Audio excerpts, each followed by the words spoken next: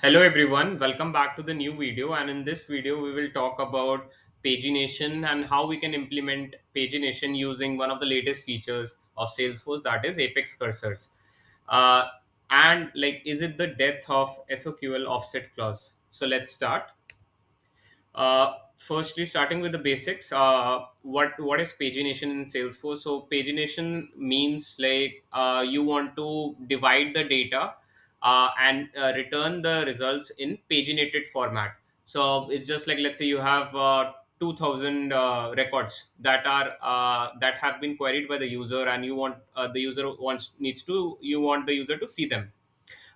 Instead of sending all the 2000 record at once, you will send it in a page size. So that page size could be 20, 100. So it's like you will first show the user the first 100 records, then once he clicks on the next buttons, the next set of records are retrieved from the server. So if you see this screen here, so this is how it looks like on the UI level. uh, on the interview aspect as well, it's a very important question, like what are the different ways to paginate in Salesforce. So one of the very basic or common way is using the SOQL offset clause.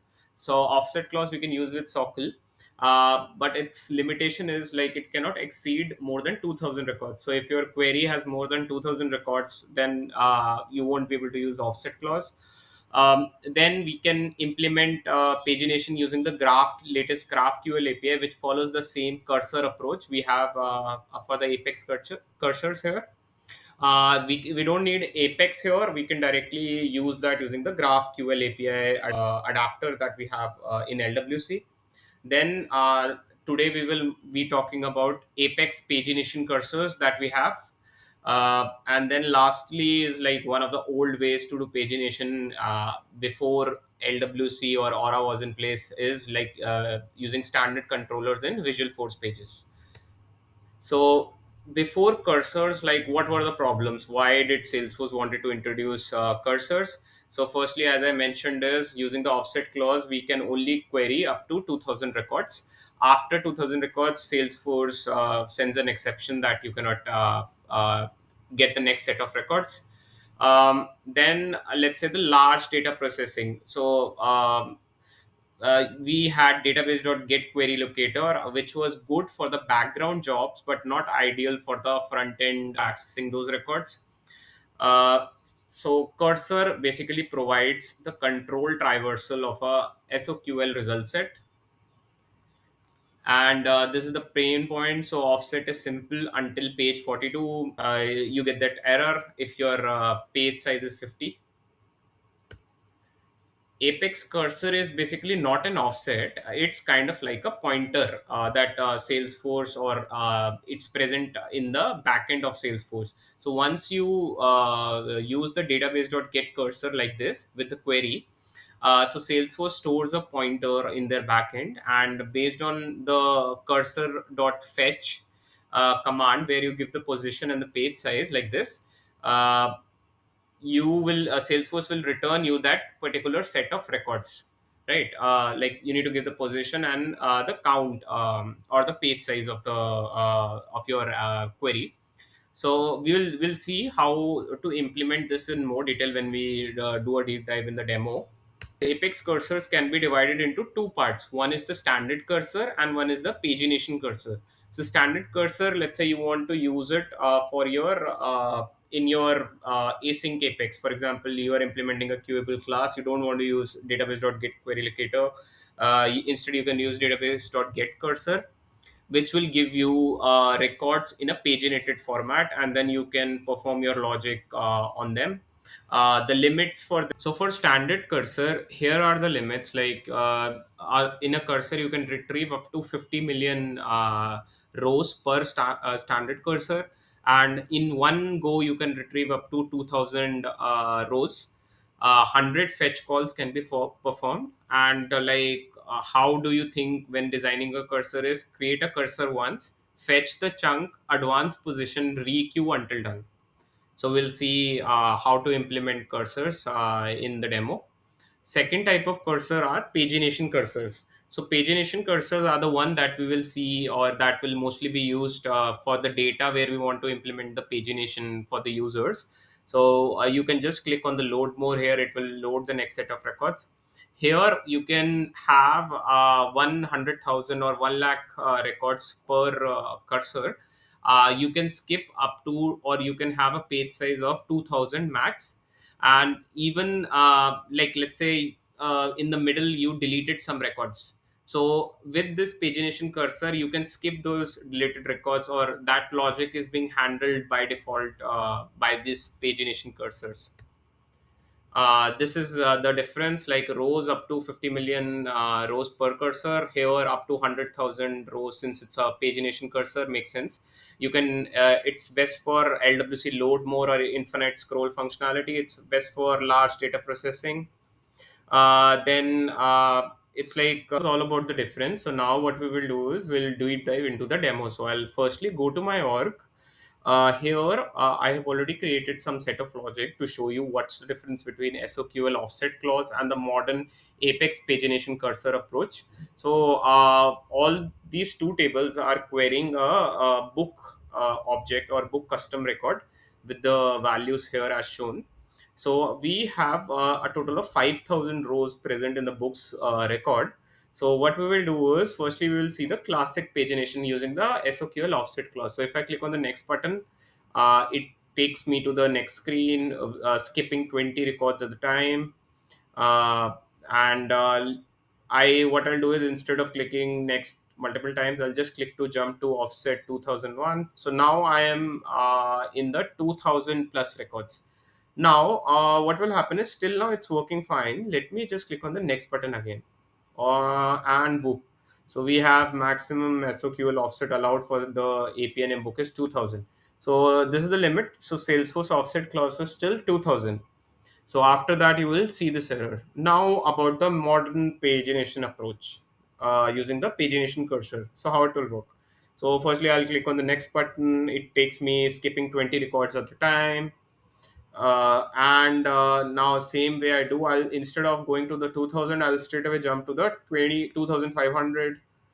You can see it jumped me to the 2500 record, and if I click next, still it's kind of like updating and getting me the next values without any issue. And in a Apex cursor, as I said, I can have in the Apex pagination cursor, I can have up to 100,000 records. So if I go on the code base wise, so I have a LWC component parent where we have offset pagination demo and cursor pagination demo. So I'll open the cursor pagination demo for you guys. So if I go to the JS file of it, so on click of handle next and previous, we have this logic stored. So we are basically calling the Apex function here in the load page, giving this dot load page method here, which basically calls the backend Apex code with the following values: the start index, the page size, and the cursor token. So we need to maintain, once we have the cursor already created from the backend, we need to maintain it, and we need to send it to the backend every time. And then we send the start index and the page size. So what I'll do is, I've already added console.logs here. So I'll click on inspect, and let's see what, on the click of next button, what parameters are basically sent. So if I go to console, let me just clear it and go next. So I see that loading page at start index 2640 and with a page size of 20, and the cursor token is this. So we the start index will be how many records we have already skipped, and the page size is the number of records that I want. So this is being sent to the backend. So if I open the backend code, which is inside the cursor pagination controller, so we have this page result, or the get page method, which returns a page result. So firstly, we are getting the cursor. So this resolve cursor method basically gets me the current cursor or creates a new one if not already created. In this cursor, like we will have we can use the get number records function, so that this gets me the total number of records present in currently in the cursor. So if I scroll down, so this is the resolve cursor method, and this is the pagination query that I do. If I show you the book query, so this is the book query. So the get total records will return me the number of records returned by this query. Then I'll scroll down. I'll have the start index from the UI. I'll have the and I have the total number of records. This is in case like we have already reached, we don't have any records, or we have already reached the end of the page. Then we are calculating the effective page size, which is basically like how many. Let's say you only have 10 records left, but your page size is 20. So we are basically taking the min of that, whatever is the minimum. Then we are actually making the fetch page call. So this is the out of the box method, which returns a cursor fetch result, where we give the start index and the effective page size, and Salesforce returns us the next set of records, and then we are just storing it in a wrapper class, and then we are just returning it. So this is basically all of it. So you just maintain the start index. Now one question you can have is, like, let's say, what about previous? So in offset clause, previous is very easy, right? You can just tell, like, like what's the page number or what, and the page size. So page number would be 101 if you click on previous, right? And just add one add-on if you click on the next button. But here you basically need to store the start index array. So if you see here, we are storing the start index array, which says that if I clicked on the previous button, so the start index basically wants me to go to the previous index starting from 2620, which was being stored in an array. So I took that, and then I just send these params to the backend, that the start index is 2620 with a page size of 20. So if I click next again, so now the start index is 2640. Get me the next 20 records from the start index 2640. Now if I click on the previous button again, so now we are saying that the last start index was 2620.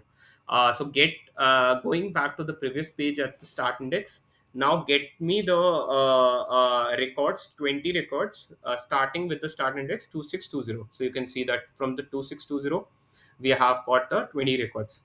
So this is how we can implement pagination in Salesforce with the latest feature. So once I'll go back to the Apex Cursor screen.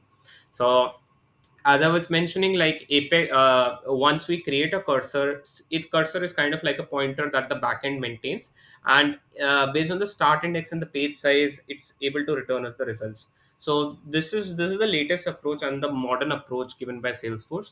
So start implementing this approach for your paginations. And thanks everyone for watching.